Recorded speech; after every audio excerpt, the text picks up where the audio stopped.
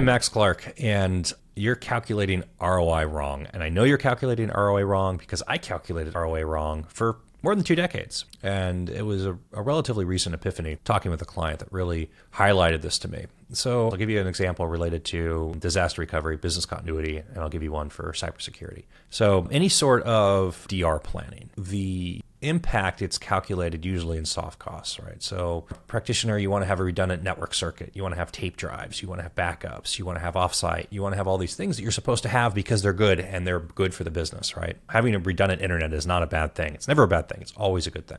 So don't get me wrong here. But in the process of doing that, you say, okay, we have an office with 100 people and we calculated the average wage of these 100 people to be this much. And so an 8-hour outage costs the company this much money. And so therefore we should go out and we should buy this redundant network connection, which for the year is going to cost us less than 1/10 of what a days of outage is going to cost us. And you build a very compelling case and you've got your argument and everything's wonderful. And you look at that and you go, this is rock solid. You give your presentation and you get crickets. Or you just go, thank you very much, but we're not going to do it. And you scratch your head and you get frustrated. You don't understand why. Because it's so obvious. Spending $6,000 on a secondary internet connection is going to save you $600,000 in lost productivity and outage because the primary network went offline, but nobody seems to care. We can take this and we can use the same thing with backups and tape drives and offsite and business continuity solutions, cybersecurity. We need to have this fill in the blank. We need to have a EDR in place. We need to have a SIEM in place. We need to have FIR in place because we have to protect ourselves against a breach, because when a breach happens, and the same thing, it's the response that you get is very confusing and you don't understand it. And part of the psychology that comes into this is there's nothing perceived. It's not a perceived loss. The company's already paying salary. It already has hired these people. They're already there. Payroll is running automatically. Losing a day of payroll is, you already have vacation days and PTOs built into this, and it doesn't get perceived as a loss. There's the loss, trying to pitch an ROI against loss aversion when you're not pitching to something that's actually even considered a loss just doesn't get you anywhere. It's crazy. It just doesn't make sense. It's just the psychology of how this gets looked at. Now, it gets looked at as a loss, and how do you pitch this properly and how do you relate to this properly is actual loss and production loss and productivity loss and target loss. So some things are really easy to explain. So in manufacturing, right? If you've got a line and that line goes offline for 4 days and you lose 4 days of production, your point is that you've lost 4 days of production and you can never get those 4 days back. Now, maybe if that plant isn't 24/7, you could figure out how to run longer shifts and you can pay a bunch of overtime and you can get that production back. But now what you're losing is you're losing the actual output of the business. And this is when people pay attention and perk up in their seats and turn towards you and start looking at this. Because here's real loss. You have a client deliverable. The client that production has to be turned around in X period of time for your client. Otherwise, you lose future revenue from that client, or you have to pay penalties to that client, right? So now you're getting into language of business loss. The same is true. I've seen this used with software development teams, right? So the thought of, per se, losing access to a production system for a day doesn't trigger it. But when you say you're going to lose developer productivity and engineering productivity for X period of time, right? So if you have a major cybersecurity incident that requires you to re-image or redeploy all of your laptops and desktops, right? And that's going to take you a week to 2 weeks to do.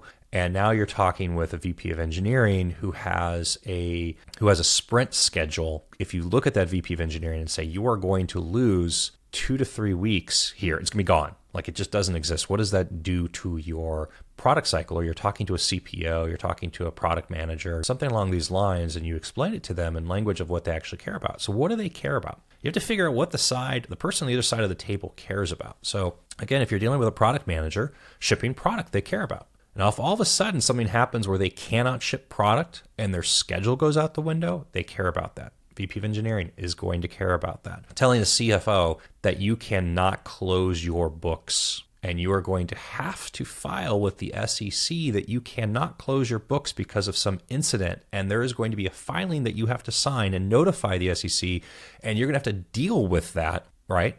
Different language, Same event, same end goal, just different language. And what we collectively do a really bad job of in the IT space is communicating with people in their language and walking and sitting on the other side of the table and really being a partner with the business, because it's really easy to talk about it in IT language. It's really easy to build ROIs in IT language, but it's really hard to actually understand what the other side is doing. Talking to a salesperson. Why is it important that we do X, Y, and Z? If you're talking to the CRO of the company and all of a sudden you say, we're not going to hit your revenue targets because of this event, right? If your BDRs or SDRs cannot make a phone call for 2.5 weeks, right?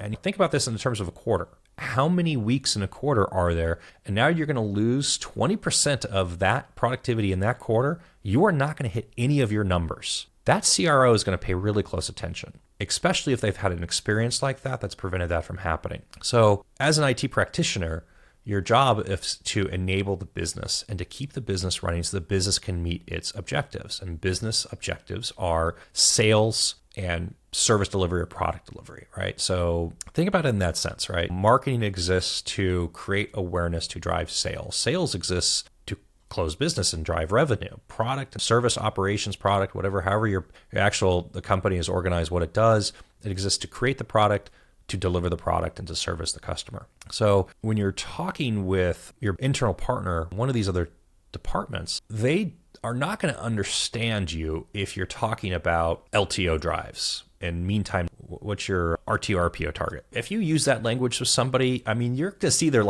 eyes are going to gloss over and they're going to be gone. And so what's critical is really just to understand who you're talking with on their side and give it language they understand. Like, hey, if this event happens, what we're trying to do here is we're trying to prevent this event from happening, because if this event happens, the outcome of this event is X. CRO, you're not going to meet your quarter. And that impacts a whole bunch of things for them. Right. It impacts budgeting, staffing, bonuses, what people's variable comp on their OTE plans are. Can people hit quotas? Does the CRO themselves quota for the organization? Does the organization hit their targets? Now you're talking about crossing over into the finance. What happens if the organization doesn't hit its targets? Financially, what does that mean? Does that impact debt service? Does it impact how your investors are looking at you? I mean, just up and down the stack. So anyways, circle back around. You have to not take the lazy way out. Don't take the lazy way out. That's just what I say. Not to say that it's lazy to go and figure out what the average cost per hour is for your company's employee base, because it takes a lot of time. I mean, I've done this a bunch of times and was unsuccessful every single time. What's more important is to actually figure out what's important to the person you're talking to and express it in ways of helping them meet their goals, right? And if you can figure that out, and if you can cross that bridge, you're going to be much more successful actually providing the value that you're trying to provide in the first place, which is giving them what they need in order for them to be successful and for you to be an enabler of that success, which is what you want in the first place. So don't do ROI wrong. Do it right. Make a small change. You'll be much happier. You'll get what you need and what you're actually trying to do. Let me know if this was helpful, or if I was completely wrong, or if you think that there's a better way of doing this. Comment below. Otherwise, I'm Max Clark. Talk to you soon.